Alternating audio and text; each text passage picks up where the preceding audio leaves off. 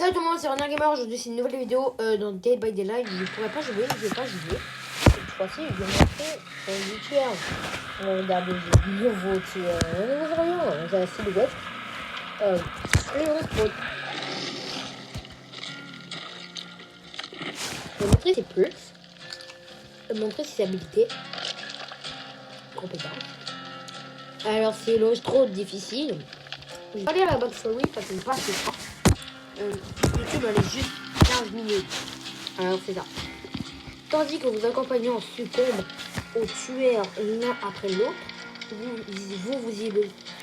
isolez de plus en plus, ce qui dissimule et perturbe les capacités de repérage d'aura du tueur. Chaque fois qu'un survivant est tué ou sacrifié, vous gagnez un jeton pour chaque.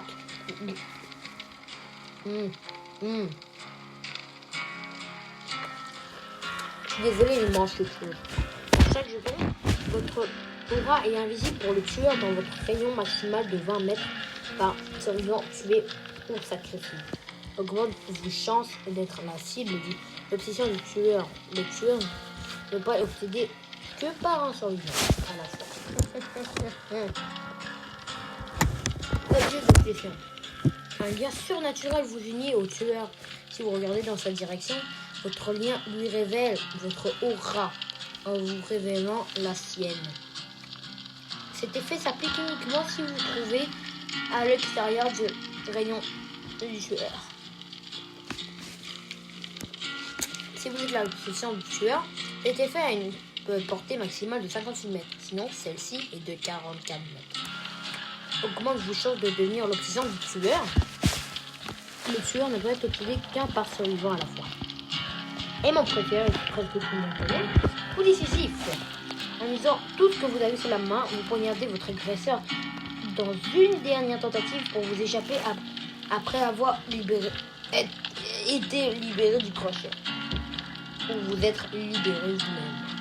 Coup décisif sera actif et utilisable pendant 40 secondes. Si le tueur vous attrape quand coup décisif est actif, vous réussissez un test d'habilité pour échapper automatiquement et sa poigne et l'étourdir pendant 5 secondes. Aussi, vous ratez les tests d'habilité du coup décisif, désactivant le coup décisif. Si vous parvenez à étourdir le tueur et vous devenez sans obsession, si vous parvenez à étourdir votre tueur, vous deviendrez l'obsession. Comment je change d'être la cible de l'obsession du tueur. Oui, c'est passé. Le tueur ne peut être obsédé que par un seul survivant, la foi. Bon, let's go pour Michael Myers, hein. En vrai, let's go. Michael Myers. Vous devenez obsédé par un survivant ou vous devenez un... Ah oui, Michael Myers est difficile. C'est ça.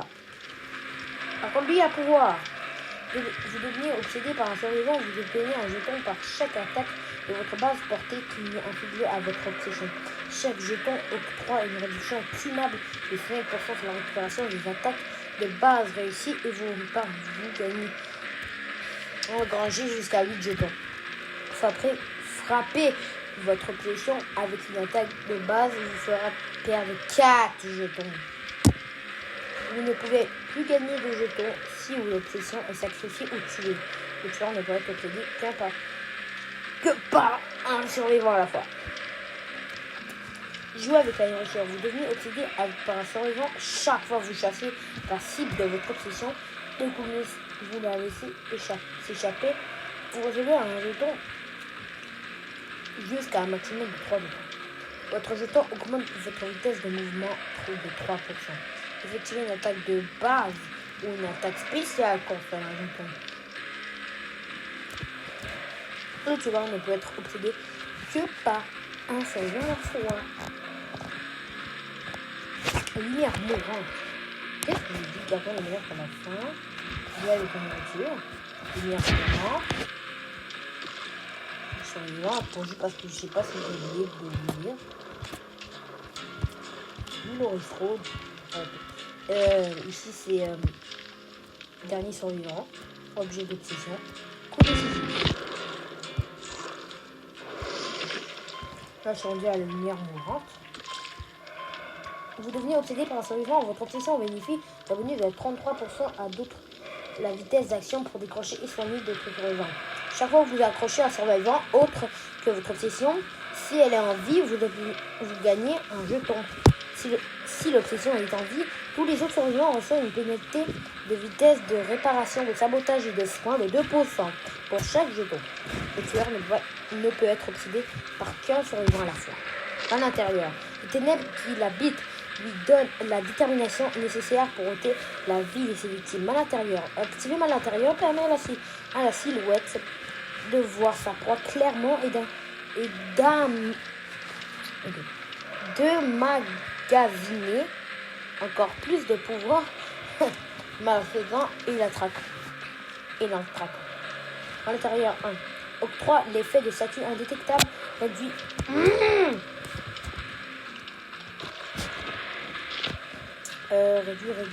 Réduit légèrement la longe de l'attaque de base. Voilà.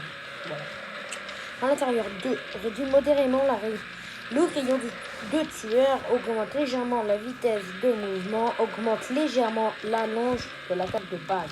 À l'intérieur 3. Une fois activé, tous les survivants souffrent de l'effet des statues à découvert. Mal intérieur 3 dure 60 secondes, après quoi il retombe à mal intérieur 2. Capacité spéciale traquée. Maintenez enfoncé le bouton pouvoir pour traquer tous les survivants visibles. Traquer les survivants augmente la progression durant mal intérieur. C'était Renard Gamer. À la prochaine fois. Mais c'est ça, à la prochaine fois.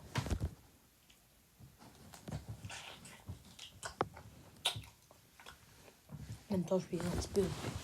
Je sais que j'ai fini. J'ai mes 10 péchés, mais c'est ça. Ça veut dire j'ai Michael Myers et le reste, ciao ciao.